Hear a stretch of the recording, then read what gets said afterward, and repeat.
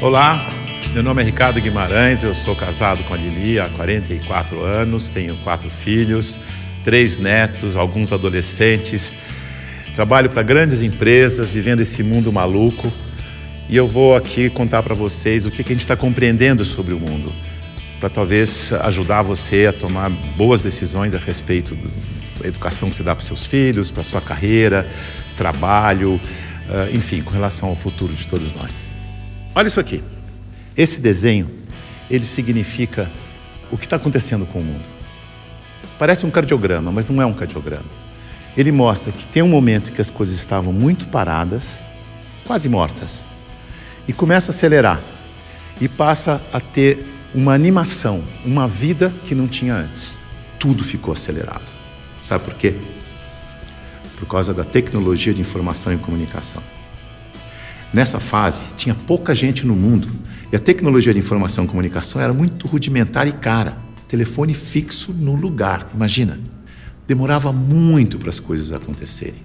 O cenário era estável, quase parado, lento, previsível, controlável, simples. Acontecia uma coisa de cada vez. Nessa fase, criamos instituições com hierarquias poderosas que controlavam o mundo. E nós nos sentíamos muito seguros, porque tudo permanecia igual por muito tempo. O indivíduo se submetia ao grupo, abria a mão da sua individualidade, aprendia a regra do jogo e a vida seguia em frente. Isso deu certo por um bom tempo. Aí, com mais gente no mundo e com uma tecnologia de informação e comunicação mais poderosa e mais barata, todo mundo tomando decisão o tempo todo, numa velocidade absurda, o mundo começou a ficar instável, dinâmico, rápido, imprevisível, transparente, fora de controle, complexo. E nessa dinâmica toda, além da instituição, surge um novo personagem muito poderoso. O indivíduo conectado em rede, que acessa tudo e a todos o tempo todo. Mobiliza pessoas, trabalha, produz conhecimento sem precisar das estruturas e da permissão das instituições. Aquelas instituições hierárquicas e controladoras estão tendo que aprender a lidar com esse novo cenário, com esse novo indivíduo mais conectado, mais livre, mais móvel, mais bem informado e crítico. O mundo mudou tanto que pessoas de muito sucesso naquele cenário estão tendo muita dificuldade para manter seus negócios e empregos nos dias de hoje. Eu vou contar a história de um executivo muito importante, de uma organização global, poderosa, que estava tendo problemas enormes, prejuízo, perdendo o mercado em todos os países em que tinha operação. Tinha brigas políticas internas entre departamentos, entre regiões, escândalos públicos, corrupção no financeiro e tudo acontecendo ao mesmo tempo, com toda essa transparência ao vivo e a cores do tempo real. Esse grande executivo viu aquele cenário e disse: eu não dou conta dessa complexidade, dessa velocidade, dessa transparência toda. Eu me demito. Aqui está ele. É o nosso querido Bento. O Bento foi sucedido por um outro executivo, que parece que foi feito sob encomenda para lidar com essa época de tanta inovação, onde o indivíduo tem que ser mais autônomo, mais senhor de si, não se submeter à instituição, mas, pelo contrário, liderar a instituição. Chico aceitou o desafio. Aqui está ele, de um jeito fácil de comparar e ver a diferença entre ele e o Bento. Veja que o Bento está arcado, submetendo ao protocolo e às regras da instituição. O Chico está mais senhor de si. Para ele ajudar a igreja, ele tinha que mudar a igreja. Para mudar a igreja, ele tinha que criticar e propor novas maneiras de fazer as coisas. Porque do jeito que deu certo no passado, não era o jeito que ia dar certo no novo cenário. E ele começou a criticar e a mudar tudo usando o discernimento, o bom senso e os seus valores, que são os mesmos da instituição. A cadeira, por exemplo, ele pediu uma cadeira mais simples, mais leve, mais prática, que ele mesmo pudesse carregar. A roupa, uma roupa que fosse fácil de vestir, leve, simples e confortável. O discurso, ele não queria que alguém escrevesse o discurso para ele. Ele mesmo ia fazer o discurso com as palavras dele. E para ele estar sempre atualizado e poder falar à vontade, ele não ia ficar isolado no Palácio do Vaticano, num quarto de 300 metros quadrados. Escolheu morar no Palácio Santa Marta, num quarto de 30 metros quadrados, junto com os outros 400 padres e bispos que viajavam pelo mundo, e ele ia almoçar com esses padres e bispos para poder conversar, trocar ideias e saber o que estava acontecendo no mundo. Mandou tirar o vidro do Papa móvel para poder falar com o povo. Mudou a política de investimentos do Vaticano para ficar de acordo com as crenças da Igreja. Isto é, investir em empresas que prezam os valores cristãos, porque se a política de investimento não estiver de acordo com as crenças da Igreja, como é que ele ia ter credibilidade quando ele fosse vender a fé da sua Igreja? Veja que ele está colocando em prática o seu discernimento para mudar tudo na instituição, da cadeira aos investimentos. Ele busca simplicidade, praticidade, economia, agilidade, leveza e consistência. O Chico é um bom exemplo de sucesso neste novo cenário.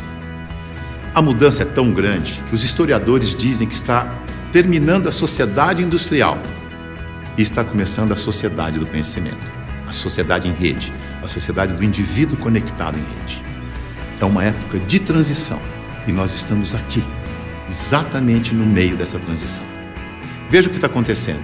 Neste ambiente estático, estável, a boa empresa funcionava como um relógio, uma engrenagem sem vida, isolada do ambiente, tic-tac, tic-tac, tic-tac, onde o empregado era uma peça da engrenagem. O futuro era igual ao passado. Na medida em que o ambiente foi ficando mais mutante, mais veloz, novidade a toda hora, imprevisível, a empresa tem que se atualizar, aprender e evoluir o tempo todo para não desaparecer. Não é mais conservar, mas é adaptar-se, aprender, evoluir.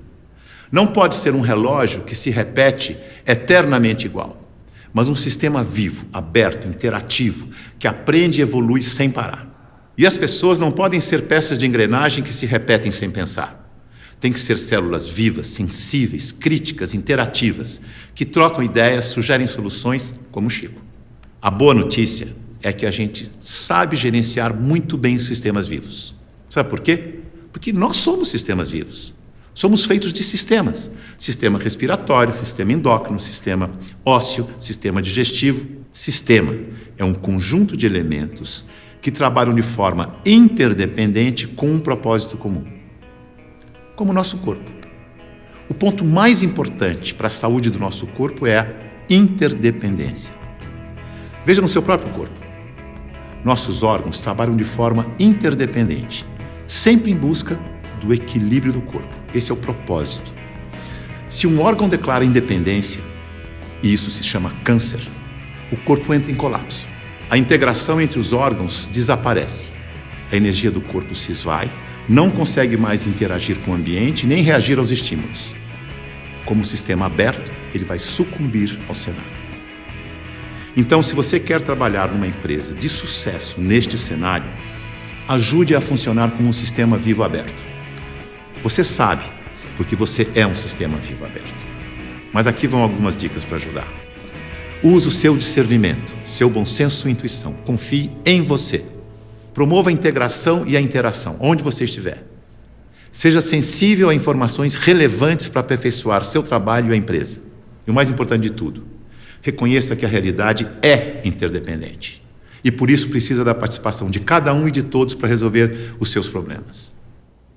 Lembre-se, a boa gestão da interdependência garante a boa saúde do seu corpo e da corporação. Mais uma dica, não deixe as pessoas confundirem autonomia com independência. Autonomia significa que você tem consciência de que faz parte de um todo maior e por isso você pode falar pelo todo. Por isso pode ocupar cargos de responsabilidade na hierarquia. Independência é quando você não se reconhece como parte do todo e olha só para a sua parte, colocando o todo do sistema em risco de colapso.